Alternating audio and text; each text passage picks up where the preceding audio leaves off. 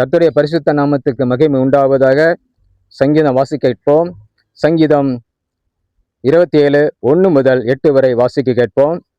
கர்த்தர் என் வெளிச்சமும் என் இரட்சிப்புமானவர், யாருக்கு பயப்படுவேன்? கர்த்தர் என் ஜீவனின் பலனானவர், யாருக்கு அஞ்சுவேன்? என் சத்துருகளும் என் பகையினருமாகிய பொல்லாதவர்கள் என் மாம்சத்தை பட்சிக்க என்னை நெருங்குகையில் அவர்களே இடறி விழுந்தார்கள். எனக்கு விரோதமாக ஒரு பாளையம் இறங்கினாலும் என் இருதயம் பயப்படாது.